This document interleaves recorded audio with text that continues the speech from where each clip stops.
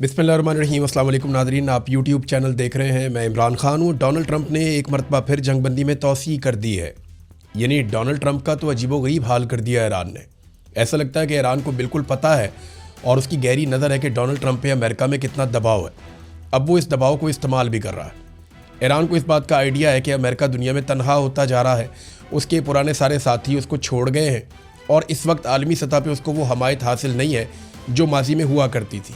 जबकि Donald Trump की अपनी हुकूमत और पोजीशन अमेरिका के अंदर काफ़ी कमज़ोर है और वो मिड टर्म इलेक्शन जीतने की पोजीशन में भी नहीं है। इन सारी चीज़ों को देखते हुए और डोनाल्ड ट्रंप के और अमेरिका के बदलते हुए मुतालबात को देखते हुए ईरान ने साफ इनकार कर दिया। पाकिस्तान ने बड़ी कोशिश की, ईरानियों से बात की, अमेरिकन से बात की, बार बार बात की और कोशिश की किसी तरह ये मुज़ाकरात दोबारा इस्लामाबाद में हो। आबना हुर्मुज़ तो बंद है, रावलपिंडी भी बंद है। पिछले 3-4 दिन से रावलपिंडी के शहरियों का जीना हराम किया हुआ है और जो दोनों शहर हैं रावलपिंडी और इस्लामाबाद, वहाँ पे कभी छापे मारे जाते हैं, कभी रास्ते बंद किए जाते हैं, कभी मार्केटें बंद की जाती हैं। अजीबोगरीब सूरत हाल पैदा कर दी गई थी, लेकिन वो मुज़ाकरात जो होने थे वो नहीं हो पाए। यहाँ मेरे पास खबर है डोनाल्ड ट्रंप ने एक मरतबा फिर जंगबंदी का ऐलान कर दिया है कि जंगबंदी में मैं तौसीह कर रहा हूँ, लेकिन इस मरतबा उसने ड्यूरेशन नहीं बताया कि कितने अरसे के लिए किया है। देखिए ज़रा ट्रैक रिकॉर्ड आप देखें। पाकिस्तान ने रेस्क्यू किया है बार बार डोनाल्ड ट्रंप को। पाकिस्तान ने बार बार डोनाल्ड ट्रंप को फेस सेविंग दी है, वरना यहाँ पे तो कोई सुलह करवाने वाला भी नहीं है। यहाँ पे तो कोई ऐसा भी नहीं है जिसकी दरख्वास्त पे डोनाल्ड ट्रंप जंग करना रोक दे या लड़ाई से पीछे हट जाए। पिछली मरतबा आपको याद है डोनाल्ड ट्रंप को लड़ाई रोकनी थी तो डोनाल्ड ट्रंप ने पाकिस्तानी वज़ीर आज़म को एक ट्वीट भेजा था जिसे as it is copy paste कर दिया था पाकिस्तान के वज़ीर आज़म ने गलती से, और उसके बाद डोनाल्ड ट्रंप ने उसी का हवाला देते हुए जंग को रोक दिया था। और इस मरतबा फिर ऐसा ही हुआ कि पाकिस्तान के वज़ीर आज़म से ही अपील करवाई गई और डोनाल्ड ट्रंप ने कहा जी ठीक है मैं एक दफ़ा फिर जंग रोक देता हूँ, और पाकिस्तान के वज़ीर आज़म ने डोनाल्ड ट्रंप का शुक्रिया भी अदा कर दिया। ये 3 मरतबा हो चुका है।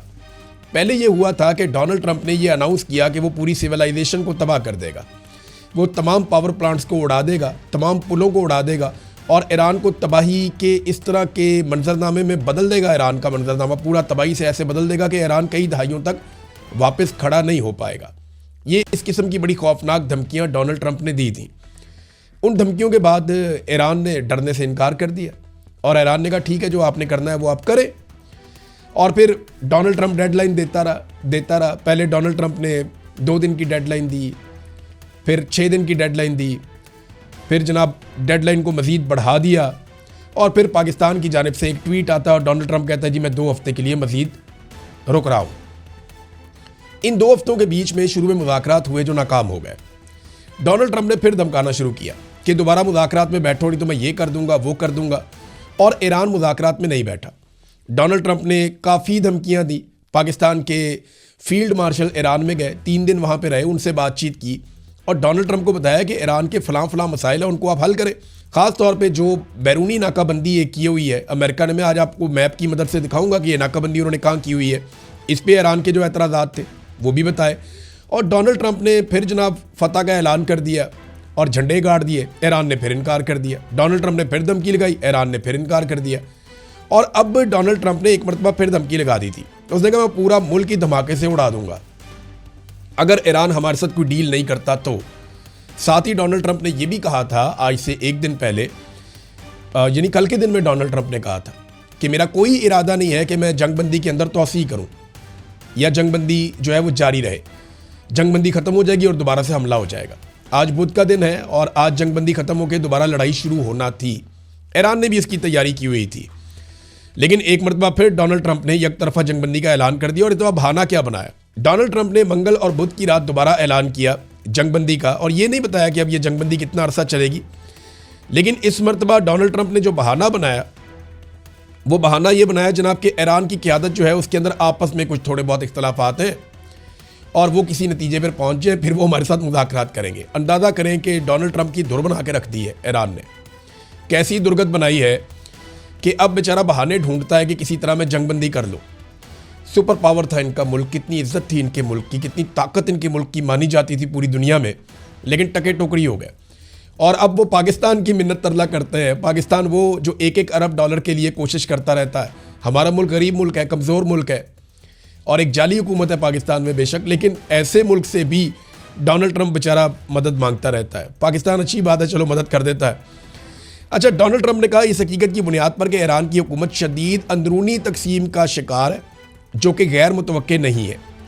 फील्ड मार्शल आसिम मुनीर और शहबाज शरीफ की दरख्वास्त पर हमें कहा गया कि ईरान पर हमले को इस वक्त तक रोक दें जब तक उनके रहनुमा और नुमाइंदे एक मुतहदा तजवीज़ पेश ना कर दें। अंदाज़ा करें आप, ईरान के अंदर आपको कोई इख्तलाफ नज़र आया अब तक? उनकी सारी की आदत लगभग एक जैसी बात करती है। कोई थोड़ी सी नरम बात करता है, कोई थोड़ी सी सख्त बात करता है। ईरानी मीडिया में या अरब मीडिया में कोई ऐसी चीज़ आपको दिखाई नहीं दी। लेकिन अमेरिका के अंदर इख्तलाफात की खबरें पूरी दुनिया का हिस्सा बन रही हैं। सारी दुनिया को पता है कि शदीद तरीन इख्तलाफात हैं अमेरिका के अंदर। बार बार वहाँ पे कभी इस्तीफे सामने आ जाते हैं, कभी आर्मी चीफ को वहाँ से ओहदे से हटा दिया गया, 21 जर्नैलों को फारिग कर दिया गया। ये सारा कुछ तो अमेरिका में हो रहा है। ईरान में तो उनके लोग मारे गए, इसके बावजूद वहाँ पे कोई इख्तलाफ सामने नहीं आया। बहरहाल डोनाल्ड ट्रंप ने अब ईरान के अंदरूनी इख्तलाफात को बहाना बनाकर जंगबंदी को आगे बढ़ा दिया। भाई अगर अंदरूनी इख्तलाफात थे तो ईरान कोई रिक्वेस्ट कर देता ना कि जंगबंदी मज़ीद बढ़ा दे। ईरान ने जंगबंदी बढ़ाने की रिक्वेस्ट नहीं की, बल्कि ईरान ने इस मरतबा जो फाइनल धमकी है वो ईरान ने दी हुई थी। ईरान ने यह कहा था, और ये बाकायदा इसके ऊपर खबरें हैं, आलमी मीडिया ने यानी मिरर के ऊपर यह खबर छपी हुई है कि ईरान ने सीज़ फायर ख़त्म होने पर अमेरिका पर जहन्नुम के दरवाजे खोलने और बहुत सारे नए सरप्राइज़ देने का दावा किया हुआ है। और ईरान ऐसा कर सकता है क्योंकि उसने तैयारियां की हैं इस बीच में। अब यहाँ पे जो ईरान की जानिब से एक धमकी दी गई थी साफ, वो ये थी कि अमेरिका ने अगर पड़ोसी ममालिक से हमारे ऊपर हमले किए, यानी जो गल्फ़ ममालिक हैं, खलीजी ममालिक हैं, अगर वहाँ से हमारे ऊपर हमले किए तो उनकी ऑयल तनसीबात को हम तबाह कर देंगे। ये ईरान ने ख़बरदार किया था कि अब किसी भी सूरत अपने ममालिक को ईरान के ख़िलाफ़ आपने इस्तेमाल नहीं होने देना। और ये पासदारान इनकलाब के एरोस्पेस कमांडर माजिद मूसवी ने ये स्टेटमेंट दिया था, जिन्होंने मिसाइल और ड्रोन दागने होते हैं, साफ कह दिया था। और इस मरतबा जो सारा बोझ है वो अरब ममालिक के ऊपर पड़ना था, क्योंकि इन्होंने अटैक सीधा अरब ममालिक के ऊपर कर देना था।